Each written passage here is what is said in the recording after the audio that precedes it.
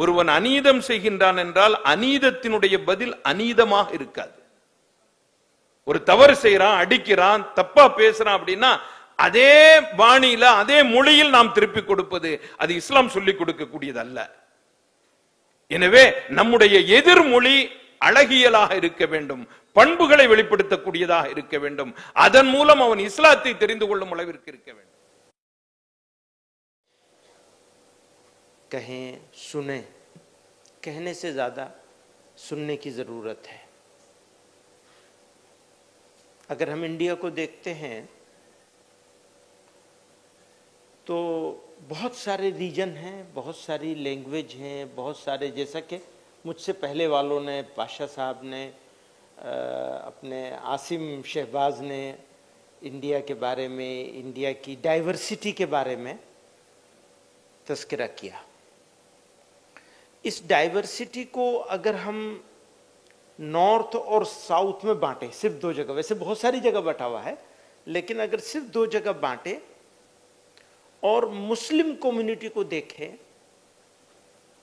तो north India की Muslim community से कम 100 टाइम फॉरवर्ड है साउथ की कम्युनिटी.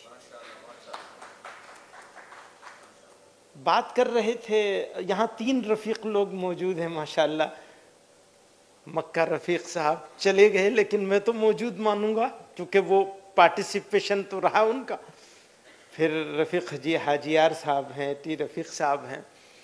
तो अभी रफीक साहब कह रहे थे कि 3 ता हैं, टी है, 3T, तालीम, तंजीम और तिजारत. तो ये 3 चीजों, क्योंकि तालीम जहालत को दूर करती है और तालीम का हुक्म दिया गया है अल्लाह की तरफ से भी और अल्लाह के रसूल सल्लल्लाहु अलैहि वसल्लम की तरफ से भी. तो जब हम साउथ इंडिया के मुसलमानों को देखते हैं, हालांकि यहाँ अभी भी बहुत और काम करने की जरूरत है, लेकिन कंपेयर कर रहा हूं मैं नॉर्थ के मुसलमानों से. आप ये मत समझिएगा कि आपका काम कंप्लीट हो गया. हाँ सॉरी, बहुत थोड़ा हुआ है. अगर कंपेयर करते हैं तो आप हमसे फॉरवर्ड हैं, लेकिन अगर आप यहाँ की लोकल कम्युनिटीज के साथ कंपेयर करेंगे तो आप अभी भी बैकवर्ड हैं. तो आपको भी और मेहनत करने की जरूरत है, और प्रोफेशनलिज्म लाने की जरूरत है, और जो बिछड़ रहे हैं, छूट रहे हैं, उनको हाथ पकड़ के ऊपर उठाने की जरूरत है. फिर उसके बाद तो तालीम में अल्हम्दुलिल्लाह आप नॉर्थ इंडिया के मुसलमानों से बहुत आगे हैं. तंजीम की बात करें तो तंजीम में भी आप हमसे बेहतर हैं. आपने लोकल तंजीमें बहुत सारी बनाई हैं. कुछ ऐसी हैं जो सिर्फ एजुकेशन के ऊपर काम करती हैं, कुछ हैं जो सिर्फ सोशल वर्क का काम करती हैं, कुछ हैं जो दोनों काम करते हैं. और क्योंकि तालीम आई और तिजारत करने लगे तो दोनों चीजों की वजह से एक तरह की अवेयरनेस पैदा हुई. नतीजा यह हुआ कि तंजीम भी बेहतर हुई है. और जब ये तीनों चीजें बेहतर हुई तो रिजल्ट सामने है. अलबत्ता जैसा कि मैंने कहा, उसको फिर थोड़ा सा तस्करा कर दूं कि मजीद कोशिश करने की जरूरत है ताकि जो कमी छूट रही है वो भी पूरी होती रहे. इसमें मेरी समझ में ये बात आती है कि हमें बच्चियों की तालीम की तरफ तरबियत के साथ एक बहुत जरूरी चीज है. जो कुछ लोग हैं जो सिर्फ तरबियत की बात करते हैं, कुछ लोग हैं जो सिर्फ तालीम की बात करते हैं. मेरा ये मानना है कि तालीम तरबियत के बगैर मुकम्मल नहीं हो सकती और तरबियत भी तालीम के बगैर मुकम्मल नहीं हो सकती. किसी बेपढ़े लिखे को घर में रख करके आप क्या तरबियत देंगे? अगर तालीम नहीं दी तो क्या तरबियत देंगे? दोनों एक दूसरे के साथ اس طرح سے انٹر کنیکٹڈ ہیں کہ بغیر دوسرے کے پہلا کام نہیں ہو سکتا، پہلے کے بغیر دوسرا نہیں ہو سکتا. میں بچیوں کی بات خاص طور سے کرنا چاہتا ہوں کیونکہ بہت بڑا پوٹینشیل ہے جو ہم لوگ یوٹیلائز نہیں کر پا رہے ہیں. اس کو ہمیں یوٹیلائز کرنے کے لیے مذہبی تعلیم بھی اور عصری تعلیم بھی، عصری یعنی جنرل ایجوکیشن بھی، جس کے بہت سارے انسٹیٹیوٹ الحمدللہ یہاں بنے ہوئے ہیں، تو مزید بننے چاہیے، اور جو بنے ہوئے ہیں ان میں تربیت کے اوپر خاص طور سے توجہ دینی چاہیے، کیونکہ اگر تربیت نہیں ہوگی تو اس کی تفصیل بتانے کی کوئی ضرورت نہیں ہے، آپ حضرات ہم سے زیادہ جانتے ہیں.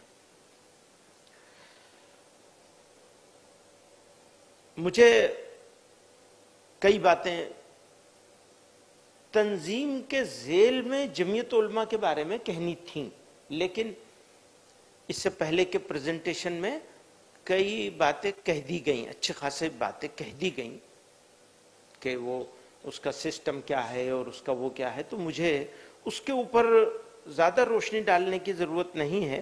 لیکن ایک بات میں عرض کرنا چاہوں گا کہ ایجوکیشن اچھا یہ ہو کہ ایجوکیشن الگ الگ نہ کری جائے دین اور دنیا، بلکہ کمبائنڈ سسٹم ہو، کم سے کم پرائمری لیول تک.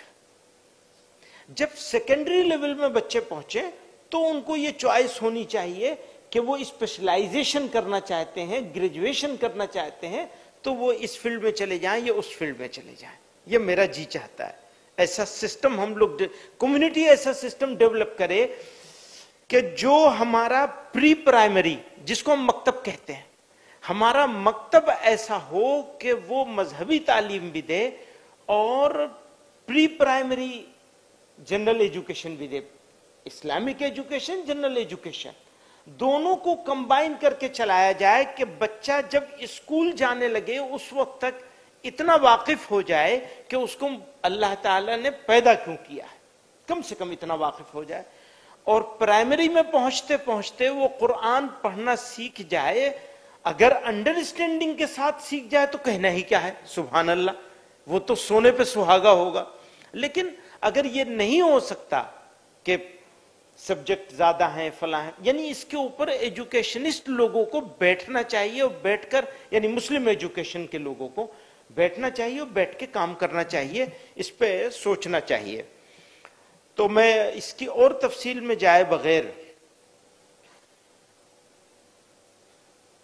موقع ہے یہ، جیسا کہ آج کے اس پروگرام کا voices of freedom celebrating India's legacy یہ سبجیکٹ رکھا گیا ہے، تو اور یہ اگست کا موقع ہے. اتنے سال ہو گئے ہم لوگوں کو آزاد ہوئے ہوئے، آزادی سے پہلے ہم غلام تھے، آزادی ملی، تو یہ آزادی ہمیں اتفاق سے نہیں مل گئی، ایک لمبی کوشش کے نتیجے میں ملی ہے. تقریباً 100 سال سے بھی زیادہ کی جد و جہد تھی اور بڑی قربانیاں دی ہیں. یہ جو قربانیوں کی تاریخ ہے یہ ہم کو بتاتی ہے کہ اگر کسی قوم کو زندہ رہنا ہے تو اسے اپنی زندگی کے لیے کچھ پرائس پے کرنی پڑتی ہے. اگر کوئی قوم یہ سوچتی ہے کہ وہ اپنی آئیڈینٹی کے ساتھ، اپنی تہذیب کے ساتھ، اپنی ثقافت کے ساتھ، اپنی پہچان کے ساتھ، اپنے مذہب کے ساتھ زندہ رہے اور قربانی دینے کے لیے تیار نہ ہو، تو قدرت نے نظام نہیں بنایا ہے ایسا. قدرت کا نظام یہی ہے کہ آپ کو ایفرٹ کرنی پڑے گی،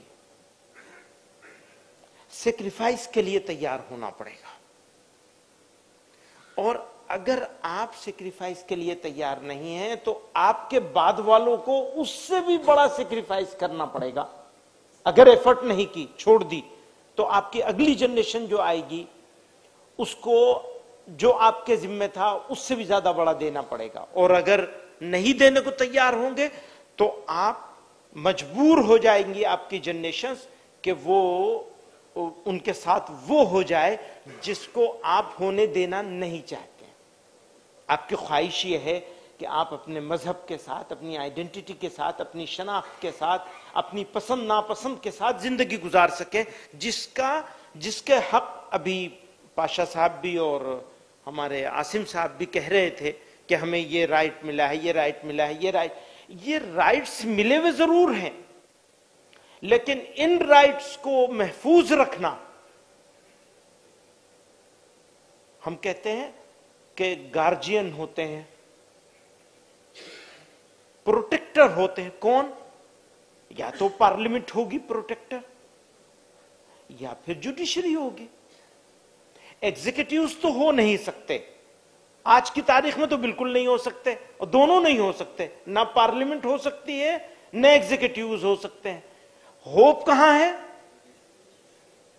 لا آف فریٹرنیٹی کے ساتھ. جوڈیشری اونلی نہیں، صرف جوڈیشری نہیں، لا آف فریٹرنیٹی. اور میں یہ دیکھ رہا ہوں، سوری آپ ہو سکتا ہے آپ پروٹیکٹ کرنا چاہیں لا آف فریٹرنیٹی کو، کیونکہ آپ لائر ہیں، آپ کو وہ کرنا ہی چاہیے. میں دیکھ رہا ہوں کہ جتنا بلنڈر ہمارے فنڈامنٹل رائٹس کے ساتھ، انڈیا کے سسٹم آف جسٹس کے ساتھ لا آف فریٹرنیٹی نے کیا ہے، اتنا انڈیا میں کسی نے نہیں کیا. ہوپ بھی ہے، ہوپ ہے، اور اس کو ہم چھوڑ نہیں سکتے. اگر ہوپ چھوڑ دیں گے تو پھر اپنی کمیونٹی کو ایڈریس کیا کریں گے؟ ہماری بھی مجبوری ہے. ہم یہ کہتے ہیں، سب جتنے بھی لوگ ہیں کام کرنے والے، نہیں بڑی ہوپ ہے ہم کو جوڈیشری سے. سوری کہہ رہا ہوں میں کہ ہاں ہوپ ہے، لیکن نہیں ہے. میں نے اس کے اوپر کمیٹی بنائی ہوئی ہے، انشاءاللہ اگلے 1 مہینے میں پیپر آ جائے گا، آپ کو بھی بھجواؤں گا کہ کس طرح 1949 میں ایودھیا کے اس میں لوکل مجسٹریٹ نے ہمارے ساتھ بلنڈر کیا تھا. اس کے بعد سے لگاتار ایسے ججمنٹ اس طرح سے کیے گئے کہ ڈائریکٹلی ہمیں کسی کو کچھ نہیں لگ رہا تھا کہ اس کا یہ ایفیکٹ پڑے گا کہ سپریم کورٹ کو جب ریزنیبل ٹائم آئے گا سپریم کورٹ میں پہنچ کر لڑنے کے لیے. دیکھیے ہر چیز ٹائمنگ سے ہوئی ہے. اسٹارٹنگ 49 میں ہوا، پلاننگ یہی تھی کہ چاہے 50 سال لگیں چاہے 70 سال لگیں. تو ہم تو سوچتے نہیں ہیں 50 سال بعد کی بات. بتائیے ہم نے اب سے 50 سال کے بعد انڈیا کا مسلمان کہاں ہوگا؟ کچھ سوچا ہے؟ آپ لوگ تو سوچ سکتے ہیں، ساؤتھ انڈیا کے لوگ سوچ سکتے ہیں، نارتھ والے تو 5 سال بعد کا سوچنے کو تیار نہیں ہے. پر یہاں بھی کوئی نہیں تیار ہے 50 سال بعد کی بات سوچنے کو. 20 سال والے تو ملیں گے یہاں، 50 سال والا یہاں بھی نہیں ملے گا. ہماری تیسری جنریشن کس حال میں بیٹھی ہوگی، اس کے سامنے چیلنج کیا ہوں گے اگر کم سے کم 50 سال نہیں سوچا. ویسے تو زندہ قومیں تو 100 سال کا سوچتی ہیں، منیمم 100 سال کا سوچنا چاہیے، پر ہم تو ابھی 50 کے بارے میں سوچنے کو تیار نہیں. چھٹی جنریشن کے بارے میں کیا سوچیں گے؟ ہم تو ابھی تیسری جنریشن کے بارے میں سوچنے کو تیار نہیں ہے. تو 50 سال کے بعد وہ کیسے اس جگہ پہ لے آئیں گے مقدمے کو، ایودھیا بابری مسجد کے، کہ ججوں کو یہ موقع ہو کہ چاہے یہ کر دو چاہے وہ کر دو. یہ کر دو تو اس لیے کہ ان کو کہیں اس ججمنٹ میں بھی انہوں نے مینشن کیا ہے کہ کہیں ہمیں موقع نہیں ملا یہ دیکھنے کا، یہ کہ یہ اس کا کوئی ثبوت نہیں ملا کہ مندر توڑا گیا تھا. میں سب جگہ ٹی وی چینلز پہ بھی اس بات کو 2-3 مرتبہ کہہ چکا ہوں کہ بھئی ویسے تو آپ کو مل گئی، یہ ٹھیک ہے کہ آپ کو مل گئی، لیکن کیس جو بنایا گیا تھا وہ کیس تو آپ ہار گئے ہیں. اس ججمنٹ کے ذریعے سے بھی آپ کیس ہار گئے. کیوں؟ اس لیے کہ آپ نے تو کیس یہ بنایا تھا کہ مندر توڑ کر مسجد بنائی گئی ہے. اب یہاں مجھے اس کو اور پھیلاؤں نہیں، کیونکہ زیادہ بات کریں گے تو جو سبجیکٹس ہیں آج کے پروگرام کے وہ ڈائیلوٹ ہو جائیں گے، کیونکہ گیان واپی بھی ہے سامنے، متھرا بھی ہے اور سنبھل بھی ہے، اور وہاں کس طرح کیا جا رہا ہے. تو یہ ایک جتنے انسیڈنٹس ہو رہے ہیں اس وقت میں وہ بھی اسی پیٹرن پر ہو رہے ہیں جس پیٹرن پر اس کا ہوا تھا. میں کیونکہ انڈیا کا کانسٹیٹیوشن اور جوڈیشیل سسٹم اور لا فریٹرنیٹی کا، یعنی انصاف دلانے والوں کا جو ایٹیٹیوڈ ہے، رویہ ہے ہمارے ساتھ ہر معاملے میں، صرف اس میں نہیں، اس میں تو سمجھ میں بھی آتا ہے کہ چلو کچھ لینا ہے انہیں، کچھ لینے کی پلاننگ ہے، ارادہ ہے، عزم ہے کہ بھئی لینا ہی ہے، جیسے بھی ہو لینا ہے. لیکن جو چیز خالص مسلم کمیونٹی سے ریلیٹڈ ہے، چاہے وہ اوقاف کا معاملہ ہو، چاہے اس میں آپ نے بہت اچھے سے وہ اس کا تذکرہ کیا ہے، میں آپ کا شکریہ ادا کرتا ہوں سب لوگوں کی طرف سے، آپ کا پریزنٹیشن بہت عمدہ تھا. تو چاہے اوقاف کا معاملہ ہو، چاہے یونیفارم سول کوڈ کا لانے کی جو کوششیں چل رہی ہیں، اور اس کے تحت بنا یونیفارم سول کوڈ لائے ہوئے جو ایکشنز لیے جا رہے ہیں، اس کو اگر یونیفارم سول کوڈ نہیں بھی لائیں تو بھی کئی چیزیں ایسی آ چکی ہیں کہ وہ لانے کی ان چیزوں کے حساب سے ضرورت نہیں ہے. تو ہم یہ کہتے ہیں کہ ہماری انڈرسٹینڈنگ کانسٹیٹیوشن کے لیے، کانسٹیٹیوشن کی ڈیفرنٹ جو آرٹیکل 14 ہے، 25 ہے، فلاں ہے، اس کی ایک انٹرپریٹیشن ہمارا ہے اور ایک انٹرپریٹیشن ہمارے دوستوں کا ہے. تو دوستوں کا انٹرپریٹیشن ہمارے انٹرپریٹیشن سے بالکل ڈیفرنٹ ہے، اور وہ بھی ایک انٹرپریٹیشن ہے، اور کورٹس ان کو وہ کر دیں گی، کروا لیں گے. اب کیا کریں؟ آپ کی تقریر ہوگی، بس تقریر سے کیا ہوتا ہے؟ ضرورت تو اس کی ہے کہ آپ اسٹریٹجی بنائیں گے، پلاننگ کریں گے اور اس کے اوپر ایکشن لیں گے، ریگولر چلیں گے. ان میں بنیادی چیز تعلیم ہے، اویئرنیس ہے، تنظیم ہے. اگر آپ کی تنظیم مضبوط ہوگی، بچوں کی کیریکٹر بلڈنگ کے اوپر کام ہوگا. جیسے ایک بہت بڑی پرابلم ہے، اور میں ایسا سمجھتا تھا کہ ساؤتھ میں نہیں ہے، لیکن صرف انفارمیشن نہیں ہے کہ وہ نیوز پیپر سے انفارمیشن ہو، بلکہ ریئل بات یہ ہے کہ ہمارے جو ینگسٹرز ہیں، بچے، خصوصاً بچے، وہ ڈرگس میں جا رہے ہیں. اچھا، ڈرگس کی پرابلم صرف ہماری پرابلم نہیں ہے، یعنی مسلمانوں کی پرابلم نہیں ہے، یہ کامن پرابلم ہے. لیکن آپ کو معلوم ہونا چاہیے، آپ کو اس کے اوپر سروے کروانا چاہیے. نارتھ کا حال تو یہ ہے کہ ادرس کے مقابلے میں مسلمان بچیاں بھی کچھ ہیں، وہ تو تھوڑی ہیں ابھی نمبر سن کے، لیکن مسلمان بچے ادرس کے مقابلے میں ان کی پرسنٹیج ڈبل ہے نارتھ میں. اور ساؤتھ میں کتنی ہے، ڈبل ہے یا نہیں ہے، مجھے نہیں معلوم.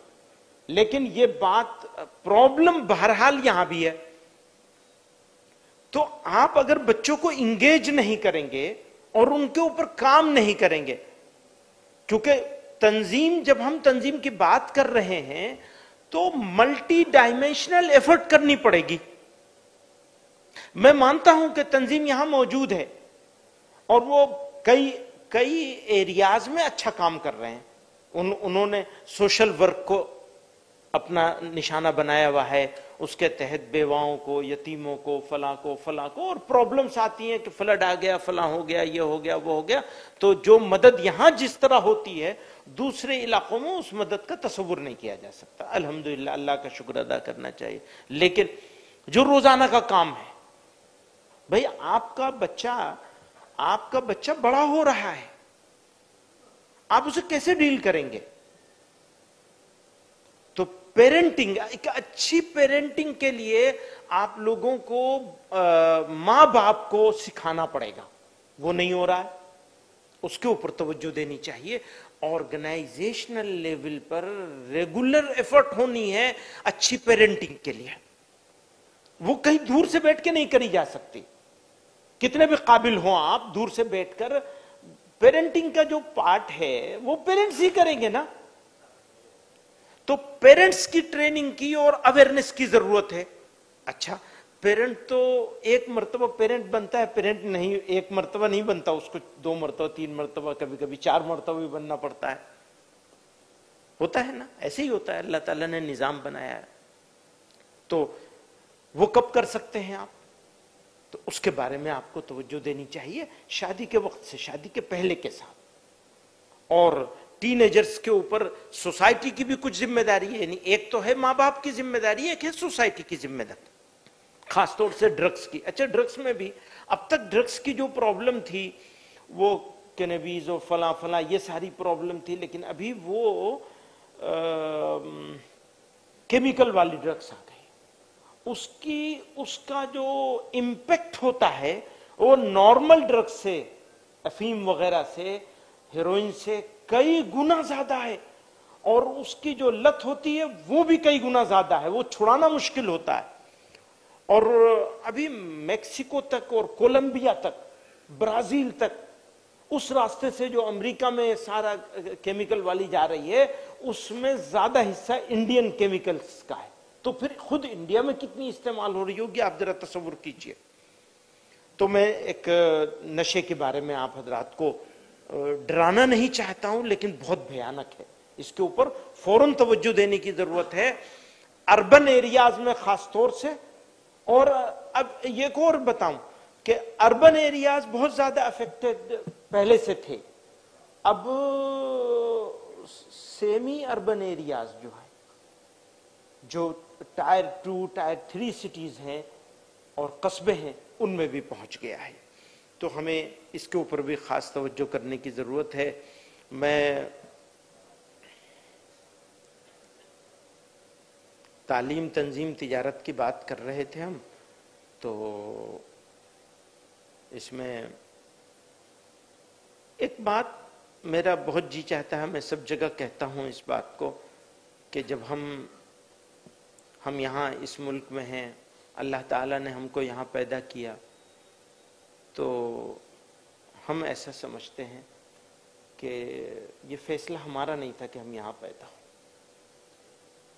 اللہ تعالیٰ کی مہربانی ہے. ہمیں کسی مسلم ڈومینیٹڈ سوسائٹی میں پیدا کر سکتے تھے، وہ جہاں سب مسلمان ہی ہوتے. اللہ نے ہم کو یہاں پیدا کیا.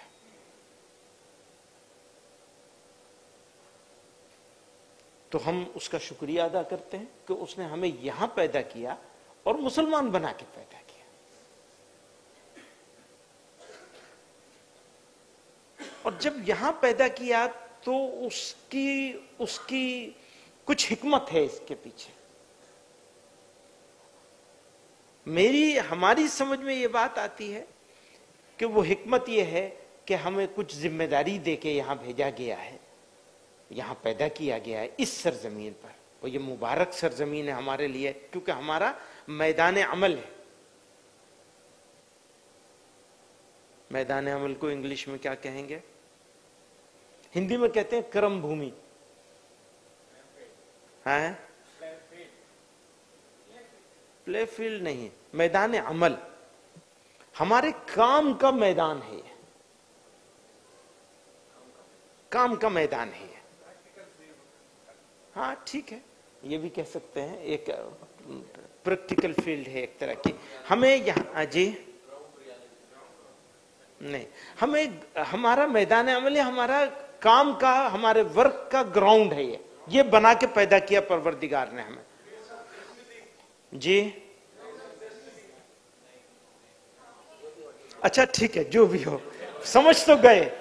और थोड़ा सा आप लोगों का इन्वॉल्वमेंट हुआ है तो शानदार बात है ये, कि अभी तक तो सुन रहे थे, अब आप इसमें इन्वॉल्व हो गए। हाँ, ग्राउंड ऑफ एक्शन भी कह सकते हैं, हमारे काम का मैदान है ये, मैदान अमल है। तो हमारा मैदान अमल है, हमारे काम का मैदान है, तो हमारा काम है क्या? बिजनेस करना, खाना पीना, सो जाना, है ना। दूसरा यह है कि अपनी कम्युनिटी को एजुकेट करना, एम्पावर करना, मजबूत करना, दूसरा यह है। तीसरा एक और है जो कभी इग्नोर नहीं होना चाहिए, वरना हम लूजर होंगे। तो तीसरा क्या है? दावत। अगर हमारे पास हमने वो काम छोड़ दिया तो इस जगह हमारे पैदा करने का मकसद पूरा नहीं होगा। और दावा का जो बुनियादी उसूल है वो ये है कि कॉन्फ्लिक्ट नहीं होने देना, अवॉइड करना है, कॉन्फ्लिक्ट को मिनिमाइज करना है। अवॉइड तो नहीं कर सकते क्योंकि हमारे ऊपर जबरदस्ती मुसल्लत किया जा रहा है। कैसे अवॉइड करेंगे? या तो हम बिल्कुल ही सरेंडर कर दें, तो कहते हैं अच्छा ले लो जी, ये भी ले लो, तुम्हें ये चाहिए, ये भी ले लो, तुम्हें ये चाहिए, ये भी ले लो, हाँ दे देंगे तीनों चीज। वो कहेंगे ये भी चाहिए, हाँ ये भी ले लो, अच्छा तो कहेंगे कुर्ता चाहिए, कुर्ता भी दे देंगे हम। फिर कहेंगे हम पैजामा भी चाहिए, वो नहीं दे सकते। कैसे दे सकते हैं? कपड़े तो बिल्कुल नंगे तो नहीं हो सकते। तो वो जब जबरदस्ती, लेकिन हम मिनिमाइज तो कर सकते हैं। वो मिनिमाइज करने के लिए कोई हमारा ये मांगेगा, हम दे देंगे। मिनिमाइज करने के लिए मेरा ये मांगोगे, दे देंगे, ये कुर्ता भी दे देंगे। ये मिनिमाइज करना है। तो मैं बात कॉन्फ्लिक्ट को सरेंडर करने की नहीं कर रहा हूं, क्योंकि कभी इसका यह मतलब भी निकाला जा सकता है कि आप सरेंडर करने की बात कर रहे हैं। नहीं, सरेंडर करने की बात नहीं कर रहे हैं हम बात कर रहे हैं मिनिमाइज करने की कॉन्फ्लिक्ट को। और नियत हमारी यह है कि हम उसके जरिए से ऐसा एनवायरनमेंट बनाने की कोशिश करें जहां कॉन्फ्लिक्ट, जब हम मिनिमाइज करने की कोशिश करें तो कम से कम रीजनेबल लोगों को हम समझा सकें कि देखिए हम सही जगह पे हैं, आप इससे ज्यादा आगे मत बढ़िए। एक लाइन तो ड्रॉ करनी ही पड़ेगी, वो बहुत फाइन लाइन होती है। तो हम क्या क्या कर सकते हैं इसके ऊपर जब हम गौर करते हैं तो हमें, क्योंकि इंडिया बहुत ही डाइवर्स है, जैसे भी जानते हैं, इसको बताने की कोई जरूरत नहीं है। लैंग्वेज एक बहुत इंपॉर्टेंट चीज है। हम कल्चर तो नहीं अपना सकते, हमारा अपना एक कल्चर है, हम उसके ऊपर तो मुश्किल होगा हमारे लिए कि हम अपने रिलीजन को या कल्चर को, तो हमारी रिलीजियस ड्यूटी है कि हम दावा अपनी बात, अल्लाह ताला के एक होने की बात, रसूलुल्लाह सल्लल्लाहु अलैहि वसल्लम के नबी होने की बात, सच्चा नबी होने की बात लोगों तक कन्वे कर सके सलीके से। ये एनवायरनमेंट बनाने के लिए हमको जितनी चीजें हैं उनमें पहली चीज लैंग्वेज होती है। कि हम अगर महाराष्ट्र में हैं तो हमारे लोगों को उर्दू के साथ साथ मराठी जरूर सीखनी चाहिए, और उलमा को और लीडर्स को, कम्युनिटी लीडर्स को, पॉलिटिकल लीडर्स की बात नहीं कर रहा हूं, वो तो सीख ही लेते हैं, जानते भी हैं। कम्युनिटी लीडर्स को उस जबान में बात करनी जरूर चाहिए। तो जैसे हम यहां हैं और तमिलनाडु में हैं और खालिस मुस्लिम आबादियां हैं और उर्दू वाले लोग हैं मसलन, तो मुझे तो यही अच्छा लगता है, मेरी मादरी जबान उर्दू है तो मुझे यही अच्छा लगता है कि उर्दू बोलूं, उर्दू सुनूं। लेकिन मेरी समझ में ये बात आती है और बहुत सारे लोगों से बहसो मुबाहिसे के बाद समझ में आ रही है। कर्नाटका में थे हम, तो एक बहुत पुरानी बात हो गई, 15 साल पुरानी बात हो गई है, और ज्यादा हो गए, 15 से भी ज्यादा। तो एक लोकल लीडर था وہ ٹوٹی زبان میں ہندی میں بات کر رہا تھا. گلبرگہ کا پروگرام تھا وہ, اور پروگرام ایسا تھا کہ غیر مسلموں کے ساتھ بات چیت ہو رہی تھی. تو اس نے کہا کہ میں آپ کے بیچ میں آ کے ٹوٹی پھوٹی اردو بولنے کی, ہندی بولنے کی کوشش کر رہا ہوں, آپ ہمارے بیچ میں آ کر ٹوٹی پھوٹی کنڑ نہیں بول سکتے؟ تو آپ اگر ناکام کرنا چاہتے ہیں تو آپ کو کنڑ بولنا چاہیے. میں یہاں یہ ریکویسٹ کرنا چاہتا ہوں کہ آپ اگر یہاں کی دیکھیے, ابھی انڈیا میں جتنی جگہیں ہیں ان میں ابھی ہم بات کر رہے تھے تعلیم کی, تنظیم کی, تجارت کی, تینوں لحاظ سے سب سے بہتر الحمدللہ یہاں کے مسلمانوں نے کیا ہے. اوور آل یہاں کی پولیٹیکل سچویشن بھی نارتھ کے مقابلے میں 100 گنا بہتر ہے, لیکن پچھلے 15 سالوں کے مقابلے میں 100 گنا خراب بھی ہو چکی ہے یہاں کے. پہلے 15 سال پہلے اور اچھا تھا یہ, ابھی خرابی سٹارٹ ہو رہی ہے یہاں. تو اس کو روکنے کا کام بھی آپ ہی لوگ کریں گے, باہر سے آ کے کوئی نہیں کرے گا, آپ کو کرنا ہے. اس کے لیے کئی ساری چیزیں کرنی چاہیے. ان میں ایک ضروری چیز یہ ہے کہ یہاں کے علماء, ذمہ داران, یعنی religious leaders as well as social leaders, ان کو لوکل لینگویج میں بات کرنی چاہیے, تقریریں کرنی چاہیے. اگر ایسا بھی مجمع ہے جو تمل نہیں سمجھ سکتا, تب بھی ایک بات کو اردو میں کہہ لے ان کو سمجھانے کے لیے, پھر تمل میں ضرور کہے. یہ میری سمجھ میں آتا ہے جو میں آپ کو پاس پہنچانا چاہتا ہوں. اور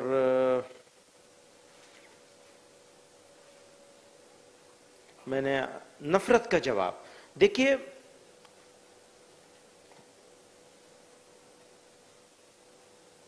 ایک تو اللہ تعالیٰ نے نبی علیہ الصلوۃ والسلام کے ذریعے سے ہم کو اللہ تعالیٰ کی مہربانی کے اپنے محبوب کا امتی بنا دیا.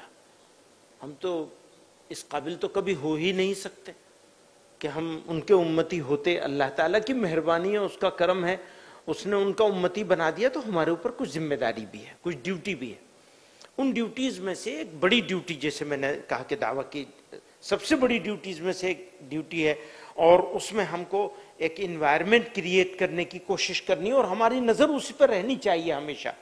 تو اس میں ایک یہ بھی ہے کہ اگر ظلم بھی ہو رہا ہو تو ظلم کے جواب میں ظلم نہیں کیا جا سکتا, ظلم کے جواب میں بھی عدل ہی کرنا پڑے گا. آپ ظلم کا جواب ظلم سے نہیں دے سکتے. اس نے غلط کیا تو ہم بھی غلط کریں گے, یہ ہو ہی نہیں سکتا. مسلمان کیسے ایسا ہو سکتا ہے؟ ایک بات یہ ہے. دوسری بات یہ ہے کہ نیشنز جو بنے ہیں ہم تو اس سے اتفاق نہیں کرتے. ان پرنسپل نیشنز کی جو موجودہ صورتحال ہے, یہ دراصل اس امت کو توڑنے کے لیے یہ پوری یعنی نظام بنایا گیا. یہ طاغوتی نظام ہے جس نے تقسیم کر دیا انسانوں کو.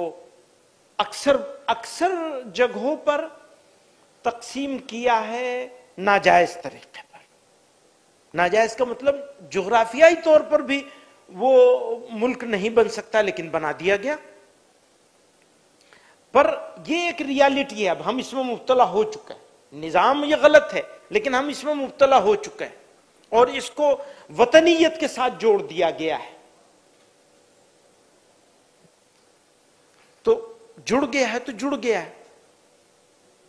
تو ہم یہ کہتے ہیں باوجود اس کے کہ یہ سسٹم سے ہم کو اتفاق نہیں ہے, اور گاندھی جی نے بھی کہا تھا, ان کی ایگزامپل صرف اس لیے دے رہا ہوں تاکہ دنیا کی سمجھ میں آئے کہ وہ کیا کہہ رہے ہیں. وہ کہتے تھے کوئی سچائی, حتیٰ کہ قومیت بھی, ملک بھی سچائی سے بڑا نہیں ہو سکتا ہے. کوئی بھی چیز سچائی سے بڑی نہیں ہو سکتی. تو سچ زیادہ بڑی چیز ہے, پر آج ساری چیزوں سے بڑی چیز وطنیت کو, نیشن کو بنا دیا گیا ہے. تو ہم یہ کہتے ہیں کہ ہماری ذمہ داری ہے, اور ہم اس ماحول کو بنانے کے لیے اور بنائے رکھنے کے لیے جس میں دعویٰ کا کام, دعوت کا کام ٹھیک طریقے سے کیا جا سکے. تو ہم یہ کہتے ہیں کہ یہ ملک کیونکہ بن گیا ہے, بنا ہوا ہے، موجود ہے، تو ہم اس کے وفادار ہیں. لیکن غیر مشروط کوئی چیز نہیں ہوا کرتی، یہ بھی یاد رکھیے گا. انکنڈیشنل کوئی چیز نہیں ہوا کرتی. انکنڈیشنل صرف ایک چیز ہوتی ہے، ٹروتھ، سچائی. وہ تو انکنڈیشنل ہے، سچائی پہ ہر حال میں قائم رہنا ہے، نفع ہو یا نقصان. لیکن جس چیز کا تقاضا ہم سے کیا جا رہا ہے، وہ تقاضا باوجود اس کے کہ ہم یہ اعلان کرنا چاہتے ہیں، اس کے سرٹیفکیٹ کی ہمیں کوئی ضرورت نہیں ہے، کیونکہ ہم نے تو قربانیاں دی ہیں اس ملک کو بنانے میں. سب سے آگے کا کردار الحمدللہ مسلمانوں نے ادا کیا ہے. تو ہم تو اس ملک کے، میں پہلے بھی کہی ہے یہ بات کہ ہم نے انڈیا کو چوز کیا ہے. ہم بائی چوائس انڈین ہیں، بائی چانس نہیں ہے. بائی چانس نہیں ہے، بائی چوائس ہے. تو اور ہم بانٹنے والے نہیں ہیں، ہم تو جوڑنے والے ہیں. پر یہ زبان سے کہنے سے کام نہیں چلے گا، اس کے لیے ہم کو ایفرٹ کرنی پڑے گی. کوشش نہیں، بہت ساری لگاتار کوششیں کرنی پڑیں گی.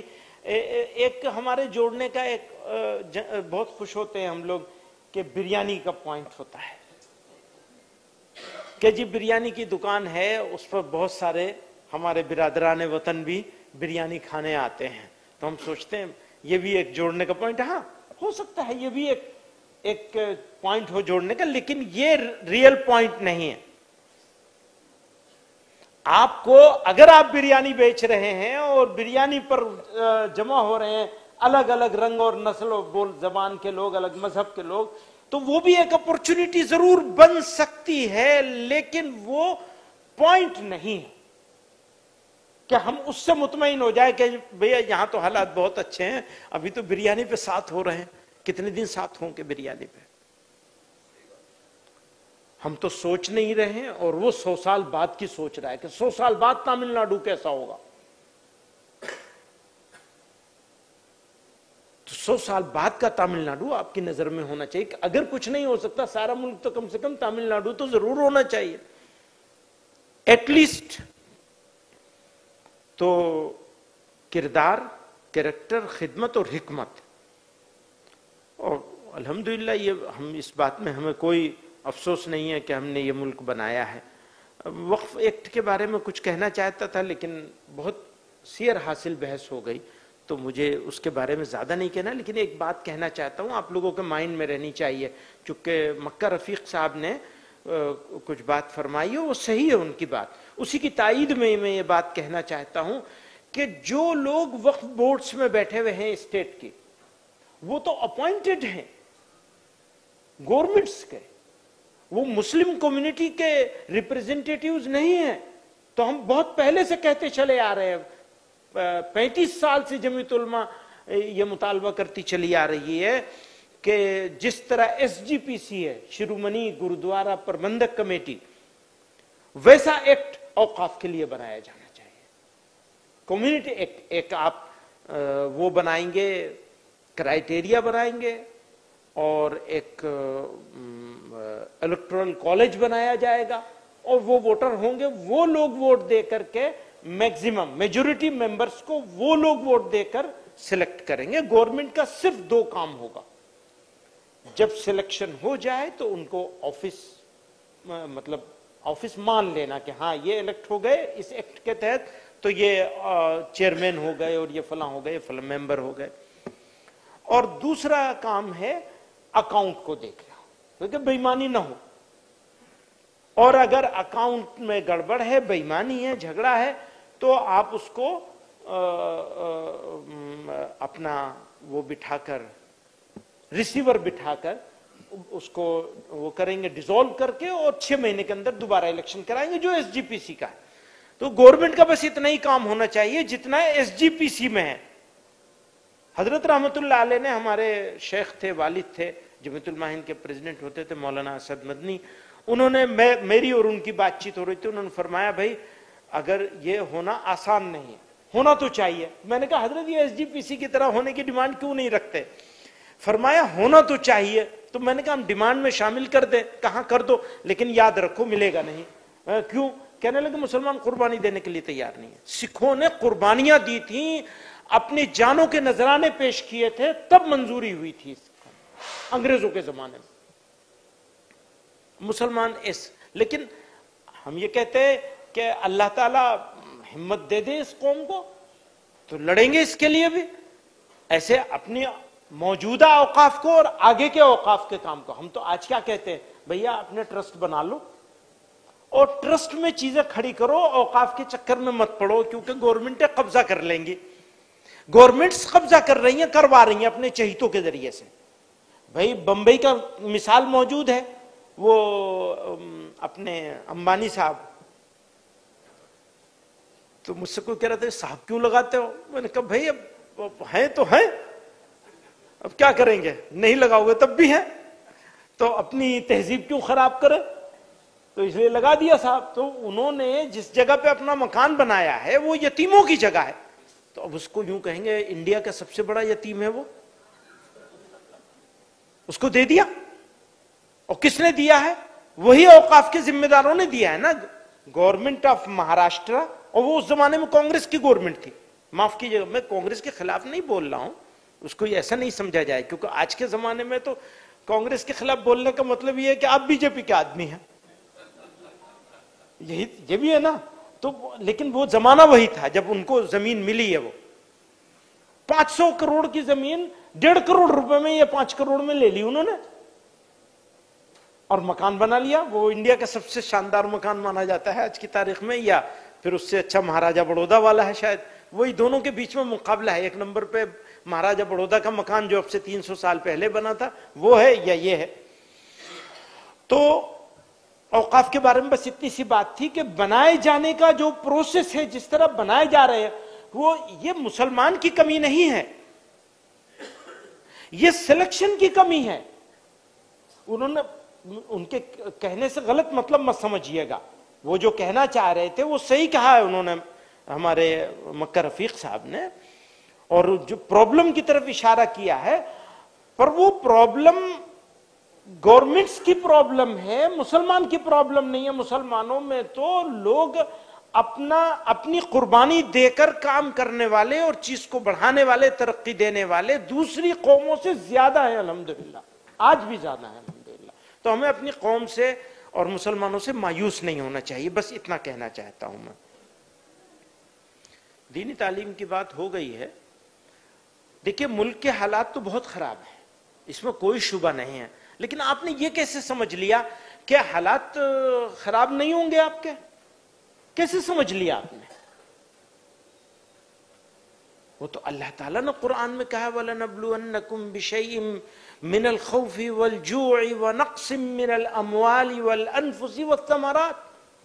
تمہاری کھیتیاں اجاڑی جائیں گی, تمہارے پھلوں کے باغات اجاڑے جائیں گے, تمہاری جانوں کو تمہیں نذرانہ پیش کرنا پڑے گا.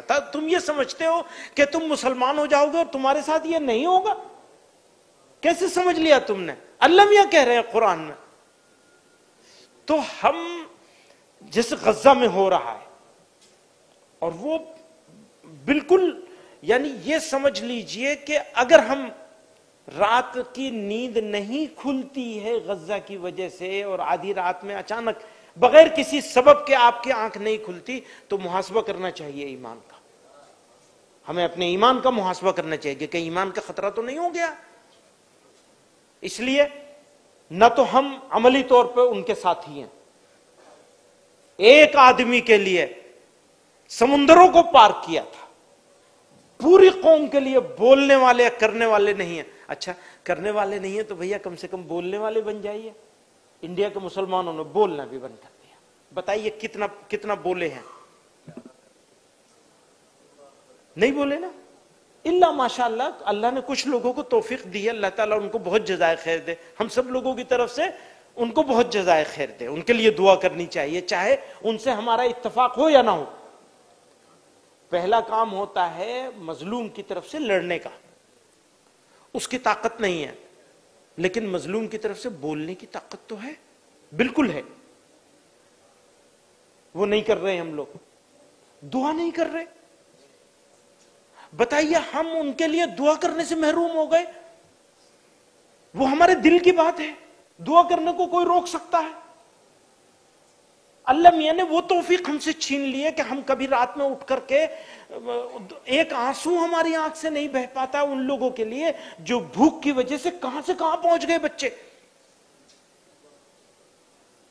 اور اللہ تعالیٰ امتحان لے رہا ہے، وہ تو کامیاب ہے، آپ ان کو ناکام سمجھ رہے ہیں. جو بھوک کی وجہ سے مرنے کی کگار پہ ہے، کنارے پر ہیں، آپ ان کو ناکام سمجھ رہے ہیں؟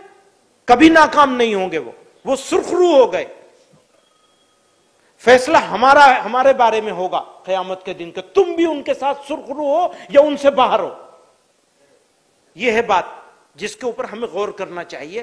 کم سے کم بولے، اچھا بول نہیں سکتے دعا ہی مانگ لے ان کے لیے، 2 آنسو بہا لے. اس آنسو، وہ نکلا ہوا قطرے کا آنسو ان کو فائدہ نہیں پہنچائے گا لیکن ہمیں تو ضرور فائدہ پہنچا دے گا.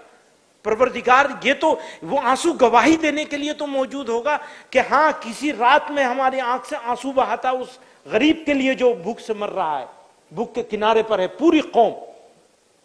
تو ایک یہ بات میں عرض کرنا چاہتا. لیکن اگر غزہ میں ہو رہا ہے تو ہمارے ساتھ بھی ہو رہا ہے. انٹینسٹی بہت کم ہے ہماری. اللہ کا شکر ادا کرنا چاہیے، اللہ تعالی ہمیں امتحان میں نہیں ڈالے. بہت شکر ادا کرنا چاہیے، ہم بہت بیٹر پوزیشن میں ہیں الحمدللہ.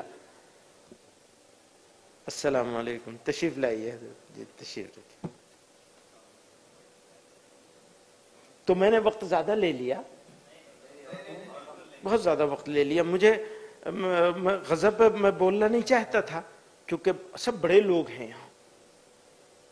ایک ریزنیبل انداز میں، اس سے تھوڑی ہی بڑی جگہ پہ کچھ کم سے کم بیٹھ کر ایک ریزولوشن پاس کر کے ریزنیبل انداز میں کسی کو ناراض کیے بغیر اپنے درد کا اظہار کر دینا چاہیے چنئی اور مدراس کے لوگوں کو یا تامل ناڈو کے لوگوں کو. یہ میری ایک ریکویسٹ ہے اور کم سے کم ہے یہ ہمیں کرنا چاہیے.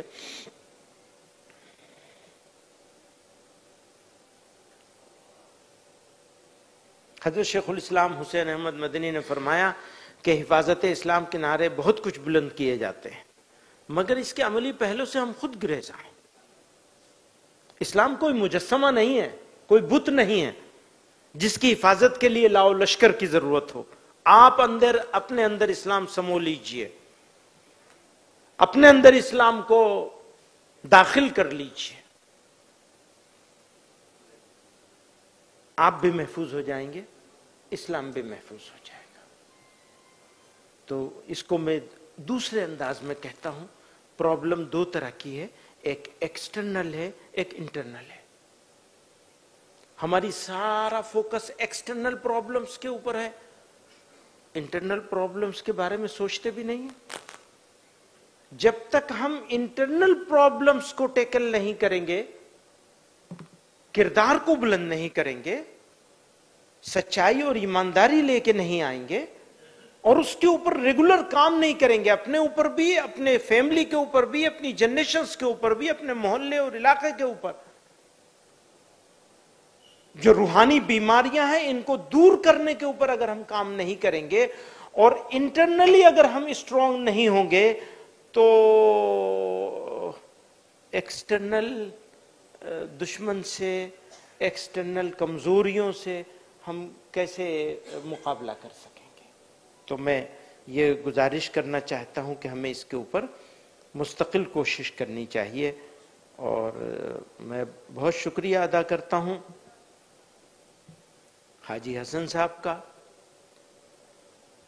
انہوں نے دعوت دی، پروگرام رکھا، بہت سارے لوگوں سے ملاقات ہوئی. ہمارے بیچ میں کاکا سعید صاحب موجود ہیں، تو کاکا انیس صاحب صاحبزادے ہیں کاکا سعید صاحب کے، اور اللہ ان سے کام لے رہا ہے. اور اسی طرح ہمارے بھائی عبدالوہاب صاحب موجود ہیں، اور یہ رفیق صاحبان تو ہیں ہی ہیں ماشاءاللہ. مولانا عمر صاحب موجود ہیں، ہمارے پروفیسر نصر اللہ صاحب ہیں، آپ ہیں شریف صاحب، زاہد صاحب، تو بہت سارے حضرات ہیں، رفیق حاجیار صاحب ہیں، بشیر بھائی ہیں، بہت سارے حضرات ہیں جن کا نام نہیں لے سکتا، لیکن بڑے لوگ سب یہاں موجود ہیں، ابھی حضرت تشریف لائے ہیں. تو میں بہت شکریہ ادا کرتا ہوں. ہمارے پاس کہتے ہیں کہ जो इकबाल बड़ा उपदेशक है, मन बातों में मोह लेता है, गुफ्तार का गाजी ये तो बना, किरदार का गाजी बन न सका, मस्जिद तो बना दी शब भर में, ईमान की हरारत वालों ने, मन अपना पुराना पापी है, बरसों में नमाजी बन न सका। क्या खूब अमीर फैसल को सन्नोसी ने पैगाम दिया, तू नाम नसब का हिजाजी है, पर दिल का हिजाजी बन न सका। तो हम लोगों को दिल के ऊपर भी थोड़ा सा काम करना चाहिए। इदा सलुहत सलुहल जसद कुल्लु, इदा फसदत फसदल जसद कुल्लु, अला वहियल क़ल्ब। बस वो तो दिल है। पैगंबर अलैहिस्सलातु वस्सलाम ने फरमाया अगर ये सुधर जाए तो सब सुधर जाए। रूहानी बीमारियां जितनी हैं सब दिल से रिलेटेड है, हार्ट से रिलेटेड है। अगर ये सुधर गया तो सब सुधर गया, और ये बिगड़ गया तो सब बिगड़ गया। तो बिगाड़ को दूर करने के लिए हम लोगों को अपने दिलों पर, अपने कुलूब पर भी थोड़ा सा काम करना चाहिए। व आखिर दावाना अनिल हम्दुलिल्लाह।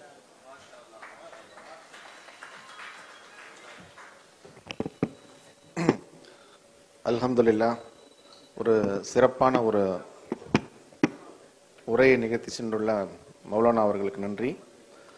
மௌலானா நிகழ்த்திய இந்த உரை ஒரு இந்தியாவுடைய ஒரு இளமையான ஒரு மொழியில் அவர் பேசிட்டு போயிருக்காரு.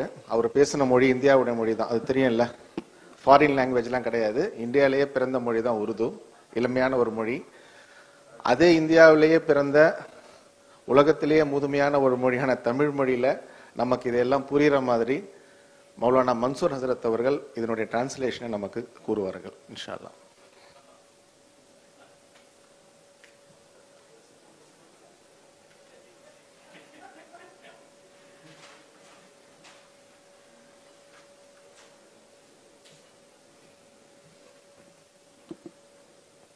नहमदुहु व नसल्ली अला रसूलिहिल करीम। अस्सलामु अलैकुम व रहमतुल्लाहि व बरकातुहू। ஜமியத் உலமா ஹிந்தினுடைய தலைவர் இப்பொழுது பேசியதை மிக சொற்ப நேரத்தில் இன்ஷா அல்லாஹ் என்னுடைய மொழிபெயர்ப்பில் நான் கொண்டு வந்து விடுகின்றேன். அவர்கள் கூறியது சுருக்கமாக, இந்தியா என்பது ஒரு பன்முகத்தன்மை வாய்ந்த நாடு. பல்வேறு இனங்கள், மதங்கள், மொழிகள் என்ற முறையில் வேறுபட்ட பல்வேறு இயக்கங்களை, பல்வேறு நிலைகளை கொண்ட பிரிவு சார்ந்த ஒரு நாடு. இதில் மிக பெரும் பிரிவாக நாம் பிரிக்க வேண்டும் என்றால் வடக்கு தெற்கு, நார்த் சவுத் என்று பிரிக்கலாம். இதில் நார்த் பல மடங்கு தெற்கு பகுதிகளை விட பின்தங்கி இருக்கின்றது என்பது உண்மை. பெரும்பாலும் தெற்கு பகுதிகள் எல்லாவற்றிலுமே முன்னேறியவைகளாக இருக்கின்றன. பொதுவாகவே ஒரு சமூக நிலையில் நாம் முன்னேற்றத்தை பெற வேண்டும் என்றால் அங்கு 3 T முக்கியமானது. முதலாவது கல்வி, தாலீம். இரண்டாவது தன்சீம், இயக்கங்கள். மூன்றாவது திஜாரத், வியாபாரம். இதில் தெற்கு பகுதி வடக்கு பகுதியை விட முன்னேறி இருக்கின்றது என்றாலும் தெற்கில் உள்ள முஸ்லிம் அல்லாதவர்களை விட முஸ்லிம்கள் பின்தங்கியே இருக்கின்றார்கள். முஸ்லிம்கள் இந்த மூன்றில், முஸ்லிம்களை விட முஸ்லிம் அல்லாதவர்கள் இந்த மூன்றிலும் மிகவும் முன்னேறிவிட்டார்கள். அவர்கள் தங்களுடைய நிலையை மேம்படுத்திக் கொண்டார்கள். இயக்கங்கள் இங்கே நிறைய இருக்கின்றது. சிலது கல்விக்காக வேண்டி பாடுபடுகின்றன, சிலவைகள் சமூக நலனுக்காக வேண்டி பாடுபடுகின்றது. இந்த கல்வியும் சமூக நலனும் சிறப்பாக இருக்கும் பொழுது இதனுடைய விளைவு நன்றாக இருக்கும். அவர்கள் கூறுகின்றார்கள், நான் இங்கு குறிப்பாக பெண் கல்வியை பற்றி மிகவும் கவலைப்படுகின்றேன். பெண்களுக்கு கல்வி தேவை. கல்வியை விட இன்னும் ஒன்றை சேர்த்தே கொடுக்க வேண்டும், தர்பியத்தையும் சேர்த்து கொடுக்க வேண்டும். தர்பியத் இல்லாத கல்வி, கல்வியை மட்டும் நாம் கொடுத்துக் கொண்டே இருந்தோம் என்றால் அது வழிகேட்டிற்கு காரணமாகிவிடும்.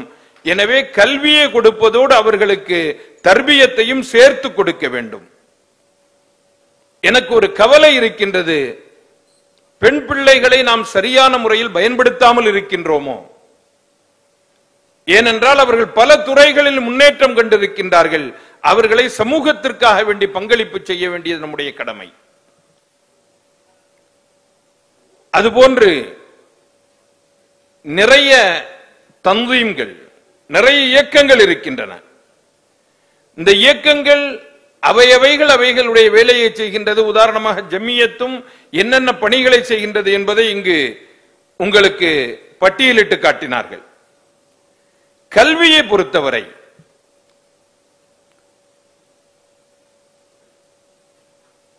தொடக்க நிலை, நடுநிலை, உயர்நிலை, மேல்நிலை, இவ்வாறு கல்வி என்பது பிரிக்கப்பட்டிருக்கின்றது.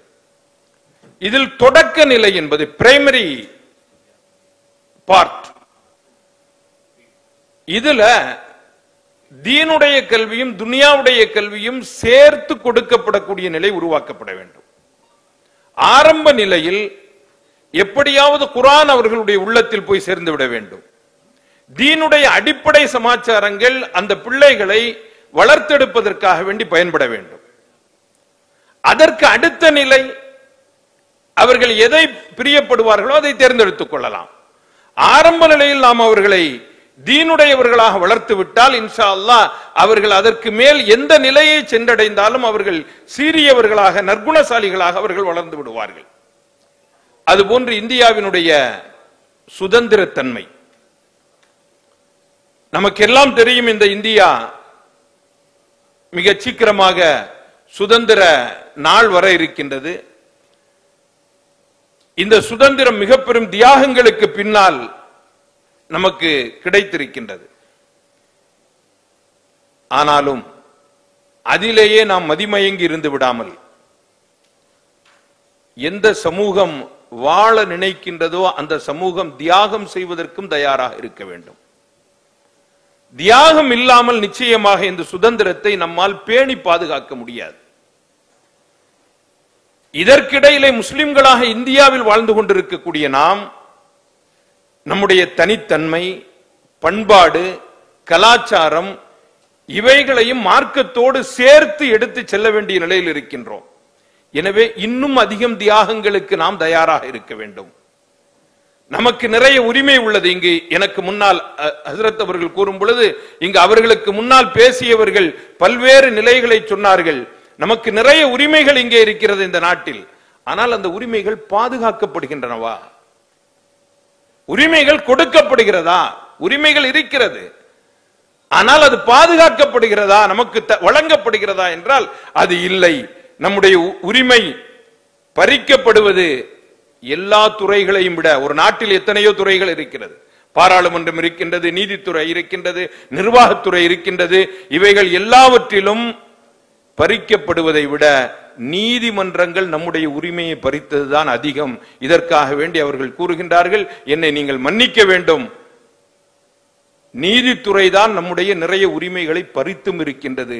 எந்த நேரத்தில் அயோத்தியாவினுடைய வழக்கு ஆரம்பமானதோ 1949 அதிலிருந்து வந்த தீர்ப்பு, அதற்கு பிறகு அது இடிக்கப்பட்டு மீண்டும் பள்ளிவாசல் கட்டப்படும் வரை அந்த தீர்ப்புகள் எந்த பேட்டர்ன், எந்த மாதிரியில் வழங்கப்பட்டதோ இப்பொழுது வருகின்ற அனைத்து தீர்ப்புகளும் அனைத்து செயல்பாடுகளும் தொடர்ந்து இவ்வாறே நீதி மறுக்கப்பட்டு வருகிறது.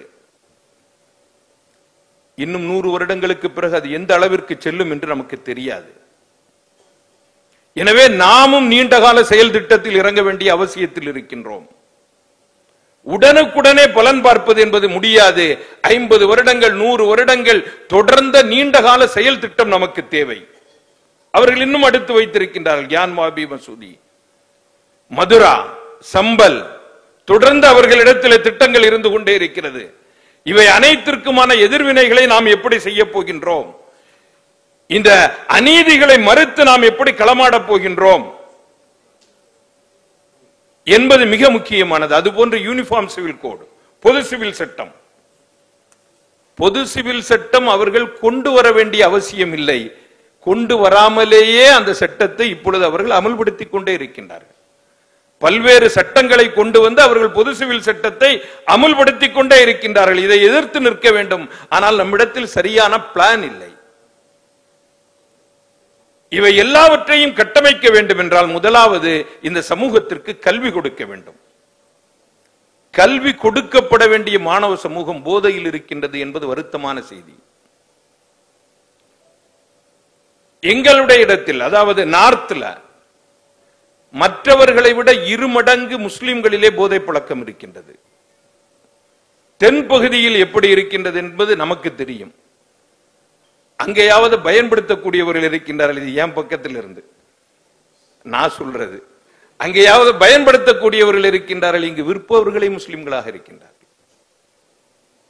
இது அரசினுடைய புள்ளி விவரம். கைது செய்யப்படுபவர்கள் முஸ்லிம்களாக இருக்கின்றார்கள் விற்பனையில்.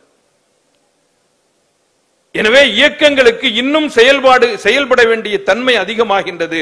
பன்முகத்தன்மையுடன் அவர்கள் செயல்பட வேண்டும். அல்ஹம்துலில்லாஹ் இங்குள்ள இயக்கங்கள் நன்கு செயல்படுகின்றார்கள். நான் அவர்களை பாராட்டுகிறேன். ஆனால் ஒவ்வொரு நாளும் அவர்கள் செயல்பட்டுக் கொண்டே இருக்க வேண்டும். அதுபோன்று குழந்தை வளர்ப்பு, பெற்றோர்களுக்கு எப்படி குழந்தையை வளர்க்க வேண்டும் என்று பாடம் எடுக்க வேண்டும். அவர்களுக்கும் தொடர்ந்து பாடம் எடுத்துக் கொண்டே இருக்க வேண்டும். அது அவர்கள் பெற்றோர்களாக மாறிவிட்டதற்கு பிறகல்ல, திருமணத்திலிருந்தே அவர்களுக்கு பாடம் எடுக்க வேண்டும். அப்போதுதான் குழந்தைகளை எப்படி அவர்கள் வளர்க்க வேண்டும் என்பது அவர்களுக்கு புரியும். இப்பொழுது இருக்கின்ற இந்த போதை என்பது இது ரசாயன போதை. முன்னால் இருந்த உங்களுக்கு தெரியும் அந்த பொருள்கள் அல்ல, ஏதோ சாராயம், கள்ளு, அந்த பீரு அப்படி அல்ல. இப்பொழுது இருக்கின்றதெல்லாம் ரசாயனம், கெமிக்கல். இது அவனுக்கு இன்னும் அதிக சுவையை கூட்டி அவனை இன்பப்படுத்துவதுடன் தொடர்ந்து அவனுடைய உடலை மிக வேகமாக பாதிக்கின்றது. இதுக்கு முதல்ல அர்பன் ஏரியா, புறநகர் பகுதிகள் தான் இதில் பாதிக்கப்பட்டிருந்தன. இப்பொழுது குக்கிராமங்கள் வரை இது பரவிவிட்டது. குறிப்பாக முஸ்லிம்கள் வாழும் பகுதிகளிலும் இது அதிகமாக இருக்கின்றது. எனவே நாம் ரொம்ப இதில் கவனமாக இருந்து இதற்காக வேண்டியும் நாம் நடவடிக்கைகளை மேற்கொள்ள வேண்டியவர்களாக இருக்கின்றோம். அடுத்து, நாம் இந்த இந்தியாவில் பிறந்திருக்கின்றோம். இது அல்லாஹ் நமக்கு ஏற்படுத்தி தந்த தேர்வை தவிர நாம் எண்ணி இங்கே பிறக்கவில்லை. அல்லாஹ்வாக நம்மை இங்கே பிறக்க வைத்திருக்கின்றான். உண்மையிலேயே இது ஒரு அற்புதமான மண். இந்திய நாடு ஒரு அற்புதமான பூமி. இங்கே செயல்படுவதற்கான எல்லா களங்களும், செயற்களங்கள் தயாராக இருக்கிறது. காம்கா மைதான் சொன்னாங்கல்ல, வேறு எங்கேயும் 100% முஸ்லிம்கள் இருக்கக்கூடிய இடங்கள்ல போய் தாவாவினுடைய பணியை செய்ய முடியாது. இஸ்லாத்தினுடைய பண்புகளை எடுத்து சொல்ல முடியாது. ஆனால் இந்தியா அதற்கேற்ற பூமி. எனவே நாம் இங்கிருக்கின்ற பண்பாடுகளையும் பக்குவங்களையும் பாதுகாக்க வேண்டும். அதே நேரத்தில் உள்ளூர் மொழிகளையும் நன்கு நாம் பயின்றவர்களாக இருக்க வேண்டும். உள்ளூர் மொழிகள்ல தேர்ச்சி பெற்றவர்களாக இருக்க வேண்டும். மார்க்கத்தை மக்களுக்கு புரிய வைப்பதற்கும் அல்லாஹ்வை அறிமுகம் செய்வதற்கும் மொழி வளம் மிகவும் அவசியம். மொழி வளம் இல்லாமல் லோக்கல் பீப்புள், உள்ளே இருக்கக்கூடிய மக்களை, சாதாரண மக்களிடத்திலே நீங்கள் அழைப்பியலை எடுத்து சொல்ல முடியாது. நான் நினைக்கின்றேன் அதிலும் நீங்கள் நன்றாகவே இருக்கின்றீர்கள். அதுபோல இங்குள்ள அரசியல், சவுத்தில் இருக்கக்கூடிய அரசியல் அல்ஹம்துலில்லாஹ் நார்த்தை விட 100 மடங்கு நன்றாகவே இருக்கிறது. ஆனாலும் முந்திய 50 ஆண்டுகளை விட மோசமாக இருக்கிறது. முந்தி ரொம்ப நல்லா இருந்துச்சு, இப்ப அது படிப்படியா குறைஞ்சு மோசமா இருக்குது. வருங்காலங்களில் எப்படி இருக்கும் அப்படிங்கிறது தெரியாது. அடுத்து கடைசியாக வெறுப்பின் பதில்கள். அல்லாஹ் நம்மை இங்கு படைத்திருப்பது அவனுடைய அருளால் ஒரு அற்புதமான மார்க்கத்தை நமக்கு கொடுத்திருக்கின்றான். இந்த மார்க்கத்தை அவர்களிடத்தில் எடுத்து சொல்ல வேண்டும். ஒருவன் அநீதம் செய்கின்றான் என்றால் அநீதத்தினுடைய பதில் அநீதமாக இருக்காது. ஒரு தவறு செய்யறான், அடிக்கிறான், தப்பா பேசுறான் அப்படின்னா அதே பாணியில, அதே மொழியில் நாம் திருப்பி கொடுப்பது அது இஸ்லாம் சொல்லிக் கொடுக்கக்கூடியது அல்ல. எனவே நம்முடைய எதிர்மொழி அழகியலாக இருக்க வேண்டும், பண்புகளை வெளிப்படுத்தக்கூடியதாக இருக்க வேண்டும். அதன் மூலம் அவன் இஸ்லாத்தை தெரிந்து கொள்ளும் அளவிற்கு இருக்க வேண்டும். இரண்டாவது தேசியம். தேசியத்தில் இஸ்லாம் உடன்படவில்லை. எல்லா இடங்களிலும் தேசியத்தை பற்றி பெருவாராக பேசுகின்றார்கள். அதில் நாம் உடன்பட்டவர்களும் அல்ல, நம்முடைய பெரியார்களும் உடன்பட்டவர்கள் அல்ல. இருந்தாலும் உருவாகிவிட்டது. எனவே தேசியத்தையும் கையில் எடுக்க வேண்டியவர்களாக இருக்கின்றோம், தகுந்த நுட்பங்களோடு.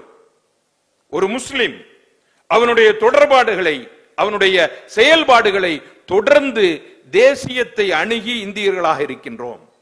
நாம் எல்லாம் ஒற்றுமையாக இருக்கணும். இதற்கு எந்தெந்த முறையில் எந்தெந்த வழிகள் இருக்கின்றதோ அவைகள் எல்லாம் போக வேண்டும். அதுக்கு ரொம்ப சின்ன சின்ன விஷயங்களை எல்லாம் எடுத்துக்கிற கூடாது. உதாரணமா சொன்னாங்க, பிரியாணி சாப்பிடுறது. பிரியாணி கடை வச்சிருக்கிறோம்னா எல்லாரும் நம்மை விட மாற்று மதத்த சகோதர மதத்தவர்கள் நிறைய வர்றாங்க. சரி, இந்த பிரியாணியை நம்மை ஒற்றுமைப்படுத்தி விடுமா? எவ்வளவு காலம் இருக்கும்? 150 வருஷம் போனா வேற எதையாவது ஒண்ணு கண்டுபிடிச்சிட்டான்னா அதன் பக்கம் அவர்கள் இழுக்கப்பட்டு விட்டால், எனவே அதற்கான நீடித்த ஒன்று நமக்கு தேவை. நீடித்தது எதுவென்றால் நாம் மற்றவர்களிடத்திலே காட்டக்கூடிய அக்லாக், நற்குணம். அதுதான் நமக்கு மிக முக்கியமானது. அடுத்து கடைசியாக இங்கே அவர்கள் கூறியது வக்ஃபினுடைய ஒரு சில பிரச்சனைகளை சொன்னாங்க. வக்ஃப் போர்டு இது ஏதோ முஸ்லிம்களை பிரதிநிதித்துவப்படுத்தி இருக்குது அப்படிங்கிறது கிடையாது. இது அவர்களால் எடுக்கப்பட்ட ஒன்று. சீக்கிய குருத்வாரா பிரபஞ்ச கமிட்டி அப்படி கிடையாது. அது சீக்கியர்கள் ஓட்டு போட்டு அதுக்குன்னு தனியாக ஆட்கள் நியமிக்கப்பட்டு அவர்கள் மூலமாக அவர்கள் அந்த பிரபஞ்ச கமிட்டியில வராங்க, பிரபந்த கமிட்டியில. இது மாதிரி வக்ஃப் கிடையாது. வக்ஃப் போர்டுங்கிறது எல்லாரும் அதை தேர்ந்தெடுக்கிறது கிடையாது. அங்க சீக்கியர்களிடம் எப்படி இருக்குன்னா, இவர்கள் எல்லோரும் தேர்ந்தெடுத்து வைப்பார்கள், அரசு அவர்களை நியமிக்கும், அவ்வளவுதான். இங்க அப்படி கிடையாது. அரசு தான் நியமனமே பண்ணுகிறது. அந்த இடத்துல தான் உலகத்திலேயே ரொம்ப பெரிய யத்தீமான அம்பானி தன்னுடைய பங்களாவை கட்டியிருக்கிறாரு. இப்ப எந்த பங்களா பெருசு, மகாராஜா பங்களா பெருசா இந்த பங்களா பெருசாங்கிறதுல தான் போட்டி நடந்துகிட்டு இருக்கு. யார் கொடுத்தா அப்படின்னா அவங்க சொல்றாங்க, என்னை மன்னிக்கணும், இதற்கு முன்னால் இருந்த காங்கிரஸ் கவர்மெண்ட்ல இருந்த வக்ஃப் போர்டு தான் கொடுத்துச்சு. பல நூறு கோடிகள் பெருமானம் உள்ளதை சில கோடிகளுக்கு கொடுத்து விட்டார்கள். அதுபோல சில தியாகங்களை இவற்றுக்காக வேண்டி நாம் செய்யணும். அந்த தியாகங்களோடு தான் நாம் எதிர்காலத்தை கட்டமைக்க வேண்டியது இருக்கும். தியாகங்கள் என்பதை வருங்கால சமுதாயத்தை உருவாக்கக்கூடியவை என்பதை புரிந்து கொள்ள வேண்டும். மிக முக்கியமாக நாம் பார்க்கின்றோம் கஸாவினுடைய தியாகங்கள், பட்டினி சாவுகள். அங்க பட்டினியினால இறந்துகிட்டு இருக்காங்க. ஒவ்வொரு குழந்தையும் உணவில்லாமல் இறந்து கொண்டிருக்கின்றது. ஒரு ரொம்ப முக்கியமான வார்த்தையை சொன்னாங்க. கொஞ்ச நேரத்தில் நம்முடைய மனதை அது திடுக்கிட வைத்து விட்டது. யாருக்கு கஸாவை நினைத்து இரவு நன்கு உறங்கிக் கொண்டிருக்கும் பொழுது திடீரென விழிப்பு வரவில்லையோ அவர் அவருடைய ஈமானை சோதித்து பார்த்துக் கொள்ளட்டும். அந்த அளவிற்கு அங்கு மிக மோசமான நிலை இருக்கின்றது. ஆனால் அந்த பட்டினி என்பது தோல்வி அல்ல, அது வெற்றி. அந்த நபுலுவன்னக்கும் பிஷைஇன் என்பதாக அந்த ஆயத்தை ஓதி காட்டினார்கள். அல்லாஹ் இவைகளை கொண்டு சோதிக்கின்றான். அந்த சோதனையில் அவர்கள் வெற்றி பெறுவார்கள். இவை அனைத்தையும் விட இரண்டு செயல்பாடுகள் ரொம்ப முக்கியமானது. ஒன்று, வெளிரங்கமாக நாம் செயல்படுபவை. இந்த மாதிரி நம்ம பெருசு பெருசா எல்லா திட்டங்களையும் போடுறோம், அதற்காக வேண்டி செயல்படுகின்றோம், இவைகள் ஒரு பக்கம். இன்னொன்று உள்ரங்கமான செயல்பாடு, நம்மை நாம் சீர்திருத்திக் கொள்வது, நம்முடைய உள்ளத்தை சீர்திருத்துவது, நம்முடைய வணக்க வழிபாடுகளை சரி செய்வது, நம்முடைய குணங்களை சரி செய்து கொள்வது. ஒவ்வொரு முஸ்லிமும் எதுவரை ஒவ்வொரு முஸ்லிமும் தன்னுடைய உள்ளத்தை சீர் செய்ய மாட்டானோ அதுவரை வெளிரங்கம் எவ்வளவு பெரிதாக இருந்தாலும் பலம் பெறாது. உண்மையான மனிதன், உண்மையான முஸ்லிம் ஒரு உள்ளத்தை சரி செய்து அவன் பலம் பெற்றவன் தான் உண்மையான முஸ்லிமாக இருக்க முடியும். அவனால் தான் வெளிரங்கத்தையும் சீர்திருத்த முடியும். அல்லாஹ் நமக்கு தௌஃபீக்கை வழங்கி அருள்வானாக. வாஹிரு தஅவானா அல்ஹம்துலில்லாஹி ரப்பில் ஆலமீன். அஸ்ஸலாமு அலைக்கும் வரஹ்மத்துல்லாஹி வபரகாத்துஹு.